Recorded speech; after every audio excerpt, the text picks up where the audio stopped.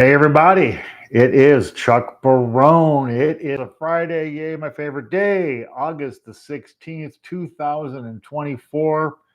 Let's wrap up a killer week, man. Killer week for the stock market, killer week for Powell, killer week for the believers in the perfect landing, the fairy tales we're getting, but these numbers all lining up, markets rallying like crazy. You guys saw it this whole week.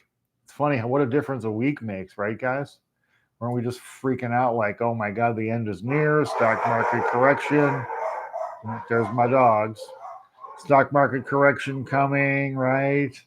Um, we had a lot of negative stuff going on. Jobs, oh my God, recession, and maybe half point rate cuts. How fast are they going to cut? Maybe they should have cut in July. We had, wow.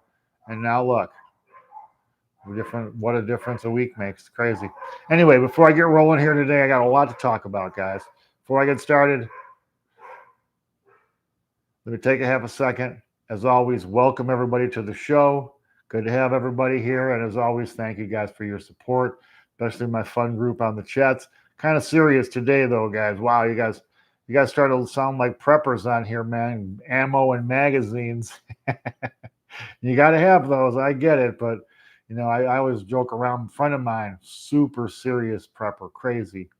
Like, like literally owns an arsenal, thousands and thousands and thousands of rounds of ammunition. And I'm like, well, what are you going to do? What is all this for? What are you going to do with all this stuff? And he's like, this is just in case of tyranny, the government, blah, blah, blah. And I said, okay. So if the government sends a couple of cops over here or a soldier or whoever, you get him with one of your guns. They're just going to come down here with a friggin' assault vehicle, a Bradley fighting vehicle or whatever. They're going to blow tear gas into your house. You got gas masks too.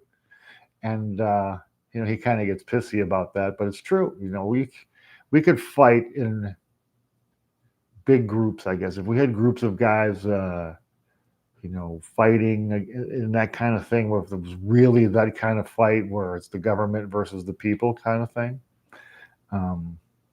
you would have those groups of militia guys and other groups would be forming instantly. I'm guessing neighborhood militias would be forming quickly.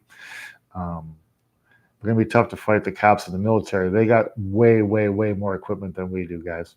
Anyway, let's talk about markets today. So markets, great news, good things happening for the stock market at least, not for the real estate business. But anyway, market's up. So the Dow up 96 points today, 40,659. Great number for the Dow. NASDAQ up 37, 17,631. The S&P up 11, 5,554. You're going to see NASDAQ 20. You're going to see S&P 6,000. I mean, these are just, they're rolling through these numbers like crazy, guys. Crazy. Bond market actually rallies today too. So yields falling. The 10-year down 3 basis points today at 3.89%. 2-year falls 4 basis points, now at 4.05%. So there's no rhyme or reasons to these markets, guys, because there really was no data today. I guess the market's still just happy about these rate cuts and the data we got this week, because the data today we got, industrial production falling, housing, home builders down to an 8-month low. Nobody wants to buy houses. Builders slashing prices but upping incentives. So none of that should have translated to stocks and bonds rallying today. I think it's simply the giddiness of these rate cuts. It's going to be interesting to see what happens to these markets when the rate cuts actually come and they don't really spur any real additional economic activity. That's what's going to be fun to see on these markets.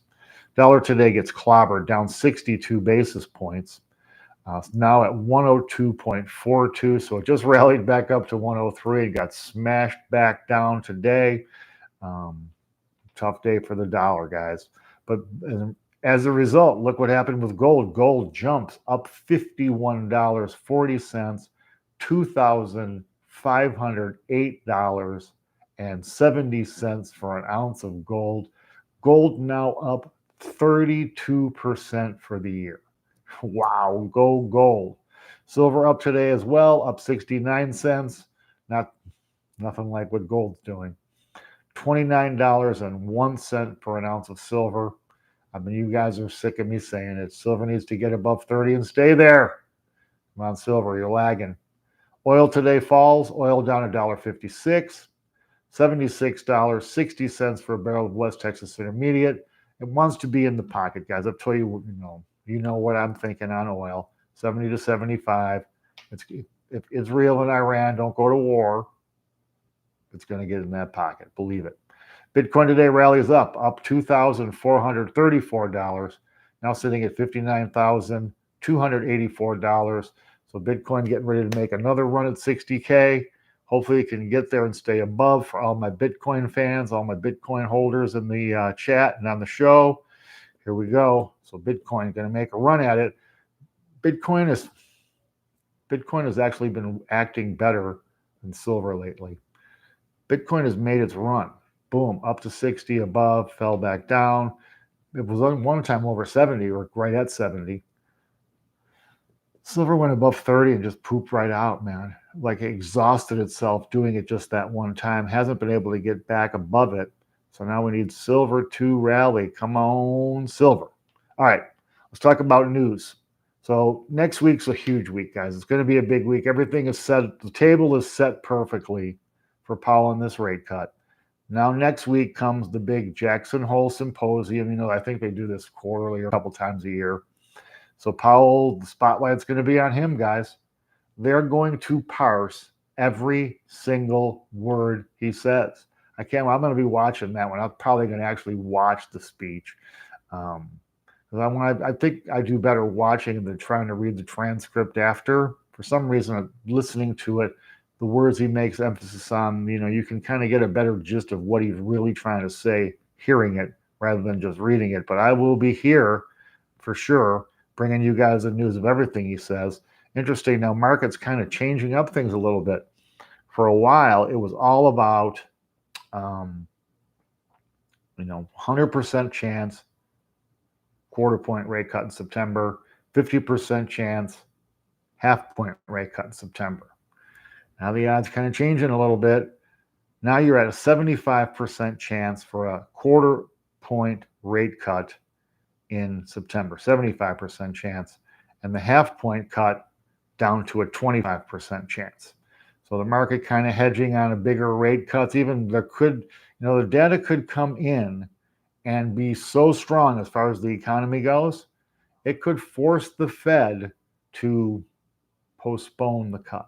Now, the market would react in a very negative way, and we'd have to live with that.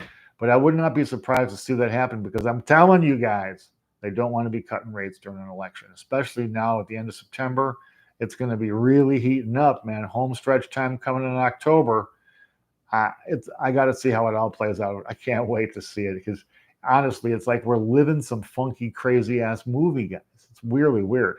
So anyway, Powell coming up this week, Jackson Hole Symposium. I'm sure as soon as that's over, we are going to get a ton of yo-yos, Fed Goolsbys, and everybody else out there talking, kind of making the market understand the message the Fed wants, right? Okay. Jamie Dimon out today. Now, this guy, I got to say, man, he's an interesting fellow. Dimon comes out actually calling for higher taxes on the wealthy, calling for the formalization of the Buffett rule. You guys know the Buffett rule, right? Buffett was joking around saying his secretary pays an effective tax rate of about 28%, but because Buffett has the carried interest loophole and the freaking capital gains world he lives in, he actually pays a significantly lower rate on his income because it's taxed as gains in the most part, right? Pays significantly less than his secretary does. She's paying a higher percentage of her income for the tax portion. Plus, she's paying 100% of her income for Social Security and MedPay, where that cutoff, I think it's about 168 grand this year. So once you reach 168,000, which I'm guessing Buffett is making pretty much monthly, you're done paying Social Security and Medicare for the year. So, a lot of these wealthy guys, they're done the first month of the year paying Social Security tax. Person like Buffett's secretary makes 100K a year, 75, whatever the number is. She's paying a tax on 100, that Social Security tax on 100% of her income. It's a crazy system we got. So Dimon basically saying that no millionaire, no billionaire, nobody making that kind of money, should be paying a smaller rate, lower rate than the average taxpayer. And I think that makes sense, guys. This whole idea of what do you guys think? Hit me up on this chat. Which should be taxed higher, right? The income from labor, the income you get from working, should that be taxed higher? Or should the income from money, the income from investing, making a score on the stock market or even real estate, which should be taxed at a higher rate? Labor, money.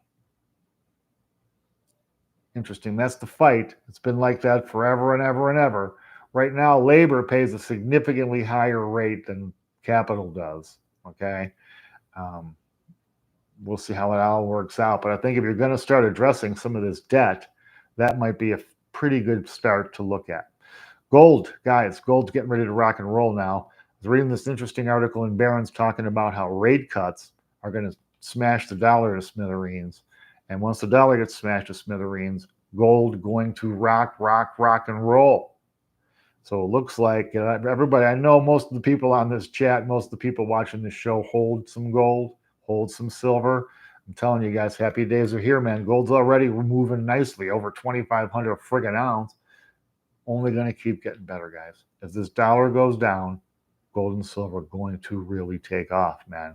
So happy times coming. Home builders, worst crap, man. Their sales suck. New home starts, lowest they've been in forever.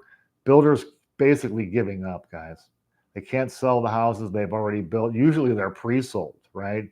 You'll buy a house, okay, it'll be ready in 6 months, 8 months, whatever, as soon as they build it out through the development. Now they can't even sell them. They're already finished. You can move in immediately.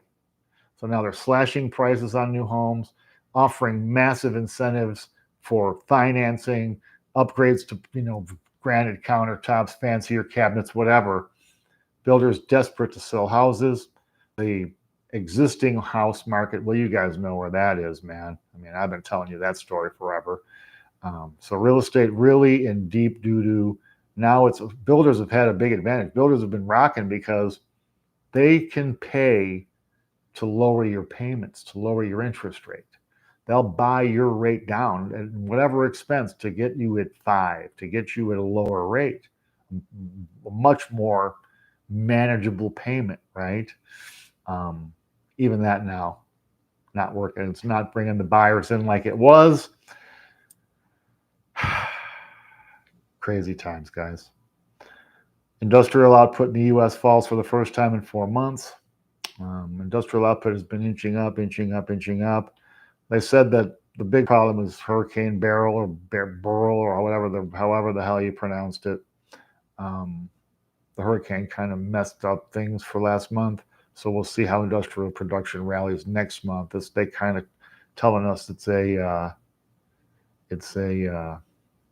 one-time kind of thing. Lennar Homes stopped paying commissions to agents. They're not paying their own agents either. They're not paying any agents. That's crazy. Good luck attracting buyers. They're going to have to be able to give those houses away because no friggin' buyer's agent is going to even approach that crap without some kind of compensation. Really interesting, man.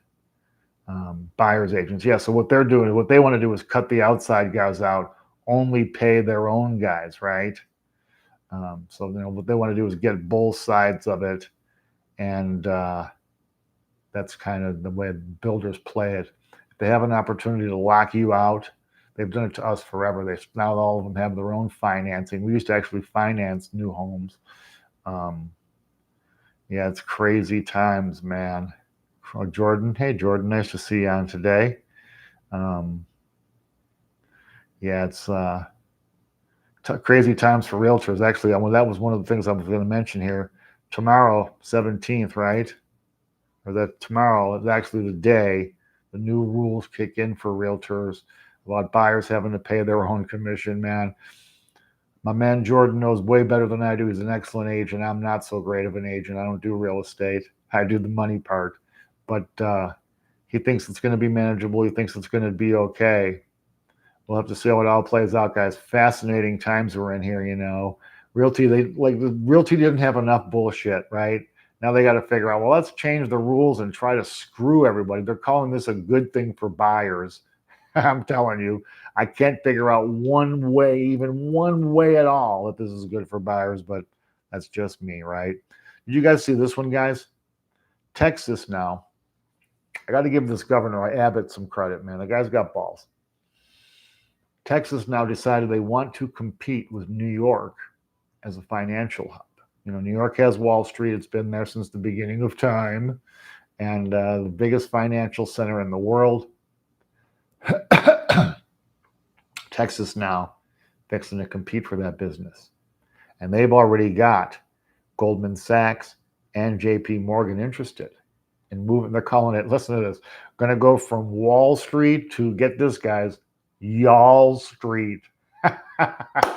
You got to love that, man. Go Texas.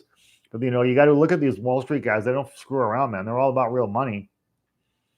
Texas, much different tax picture for those guys than being in New York State would be.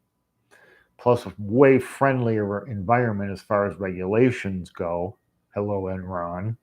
And I think that, I think Texas, if they get serious and they really get some money in Texas, could give Wall Street some trouble, man. I really think they could. So, because, New York, they're so arrogant, man. Who the hell would want to live in New York, man? Brutal taxes, brutal crime, brutal weather, everything crowded. Now, don't get me wrong, it's got its benefits, man. You got the Metropolitan Museum, you got the opera, you got Broadway, you got all the best food in the world and everything else that comes with being in New York. But great place to visit, man. Very much like San Francisco or LA and, coastal places in Cali. Great place to visit. Wouldn't want to live there, right? But Y'all Street, guys, get ready. That's coming. University of Michigan comes out today, and I was talking about consumer sentiment the other day. Consumer sentiment's been lagging. Consumer sentiment today on the University of Michigan report came out. I just saw a little blurb. I haven't been able to really read it all yet. But I guess consumer sentiment was much higher than they were expecting in the report. So let me go get into this University of Michigan report and see what I can dig up for you guys. And lastly, the fast food guys, bro. McDonald's, KFC, Starbucks, all reporting shit earnings.